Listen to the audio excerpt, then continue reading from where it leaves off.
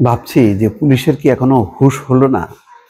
এখনো এত ঘটনার পরও, বিশেষ করে যেই আসিয়া মাগুরার এই ঘটনার পর পুলিশ সহ সবারই যথেষ্ট সতর্ক থাকার কথা এবং সচেতন থাকার কথা।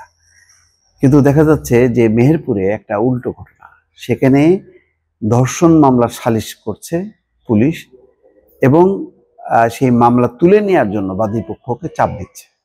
এই ঘটনার প্রতিবাদ করছে বৈষম্য বিরোধী ছাত্র আন্দোলনের নেতারা বা কর্মীরা। তাদেরকে আবার লাঠিপেটাও করছে থানার মধ্যে। চিন্তা করতে পারছেন?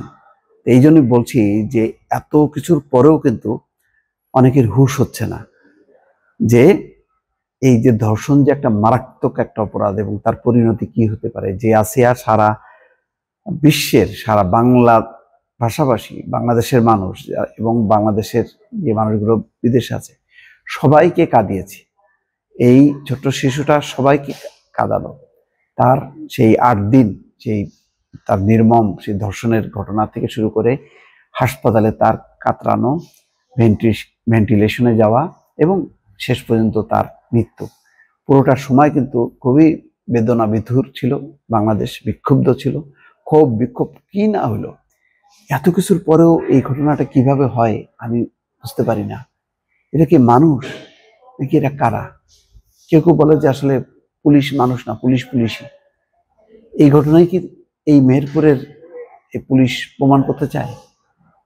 মেহেরপুর সদর থানার উপপরিদর্শক এসআই সুজয় কুমারকে ধর্ষণের অভিযোগে মামলা দায়ের হওয়া, মানে সুজয় কুমারকে ধর্ষণের অভিযোগে দায়ের হওয়া মামলা তুলে নিতে বাদী পক্ষকে চাপ দেওয়ার অভিযোগ করেছে। অর্থাৎ সুজয় কুমার চাপ দিচ্ছে যে ধর্ষণের যে মামলা হয়েছে, যে বাদী তাকে চাপ দিচ্ছে যে তুমি তুলে নাও। কি ঘটনা? এর প্রতিবাদ করায় বৈষম্য বিরোধী ছাত্র আন্দোলনের 2 নেতাকে তিনি মারধর করেন। এই ঘটনায় বিক্ষুব্ধ শিক্ষার্থীরা থানায় ঘেরাও করেন। গতকাল বৃহস্পতিবার সন্ধ্যা থেকে রাত 10টা পর্যন্ত এই ঘটনা ঘটে। পরে গতকাল রাতে এই ঘটনায় এসআই সুজয় কুমারকে থানা থেকে প্রত্যাহার করে জেলা পুলিশ লাইন্সে সংযুক্ত করা হয়। তারে মোটকাটাও উদ্ধার করে পুলিশ এবং স্থানীয় সূত্র বলছে, গত বছর 9 সেপ্টেম্বর শিশুকে ধর্ষণের অভিযোগে মেহেরপুর সদর থানায় মামলা করেন তার মা। আচ্ছা, মামলার প্রধান আসামি সদর উপজেলার মদনডাঙ্গা গ্রামের বাসিন্দা বায়েজিদ হোসেন।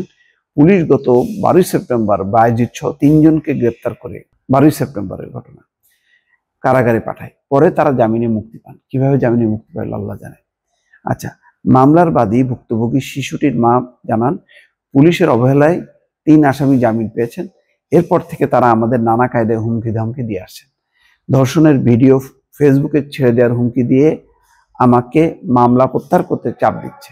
বিষয়টি মীমাংসার জন্য বৃহস্পতিবার সন্ধ্যায় সদর থানার উপপরিদর্শক এসআই সুজয় কুমার উভয় পক্ষকে নিয়ে থানায় বসেন। আচ্ছা, হুমকি ধামকি দিচ্ছে, এর জন্য মা অভিযোগ করছে থানায়। এখন থানা কি করছে? উভয় পক্ষকে নিয়ে দরবারে বসছে। এ সময় এসআই সুজয় কুমার আসামিদের পক্ষে নিয়ে, তাদের পক্ষ নিয়ে মামলা প্রত্যাহারের জন্য চাপ দিতে থাকেন। এই খবর পেয়ে বৈষম্য বিরোধী ছাত্র আন্দোলনের স্থানীয় নেতা তুষার আহমেদ এবং সিয়াম হোসেন থানায় যান। তারা ধর্ষণ মামলার মীমাংসা করার প্রতিবাদ করেন। এটার মীমাংসা হবে আইনগতভাবে, এটা আলাপ আলোচনা করে মীমাংসা হবে না। শিশু ধর্ষিত হয়েছে। এতে ক্ষিপ্ত হয়ে এসআই সুজয় কুমার থানার মধ্যে ওই 2 জনকে লাঠিপেটা করেন। এই খবর ছড়িয়ে পড়লে স্থানীয় লোকজন থানা ঘেরাও করে প্রতিবাদ করেন। তারা এসআই সুজয় কুমার এবং আসামিদের দৃষ্টান্তমূলক শাস্তির দাবি জানান। এই সময় মামলার বাদীর ভাই সাংবাদিকদের জানান, এসআই সুজয় কুমার আসামিদের বাঁচাতে নানা ফন্দি ফিকির শুরু করেছেন। তিনি টাকা নিয়ে মামলার মীমাংসা করার কথাও বলেন। তারা বিষয়টি বৈষম্য বিরোধী ছাত্র আন্দোলনের নেতাদের জানান। ছাত্র নেতারা থানায় এসে আসামির বিরুদ্ধে কঠোর পদক্ষেপ নিতে দাবি জানান। এসআই সুজন কুমার 2 ছাত্র নেতাকে মারধর করেন। থানা ঘেরাও করে বিক্ষোভ শুরু হলে সেনাবাহিনীর একটি দল ঘটনাস্থলে এসে পরিস্থিতি নিয়ন্ত্রণের চেষ্টা চালান। এ সময় ঘটনাস্থলে আসেন পুলিশ সুপার মাকসুদা খানম। এ সময় আন্দোলনকারীরা তার কাছে 3 দফা দাবি জানান। দাবিগুলোর মধ্যে হচ্ছে 1 ঘন্টার মধ্যে এসআই সুজয় কুমারকে বরখাস্ত, বাদীকে হুমকি দেওয়া ধর্ষণ মামলার আসামি এবং তাদের পক্ষের লোকজনকে দ্রুত গ্রেপ্তার এবং আসামিদের দৃষ্টান্তমূলক সাজা দিতে হবে। খুবই যৌক্তিক দাবি। তাৎক্ষণিক পুলিশ সুপার এসআই সুজয় কুমারকে থানা থেকে প্রত্যাহার করে জেলা পুলিশ লাইন্সে সংযুক্ত করেন। মেহেরপুর সদর থানার ভারপ্রাপ্ত কর্মকর্তা মেজবাউদ্দিন এসআই সুজয় কুমারকে থানা থেকে প্রত্যাহার করা হয়েছে। থানায় অতিরিক্ত পুলিশ মোতায়েন করা হয়েছে। পরিস্থিতি আপাতত শান্ত রয়েছে।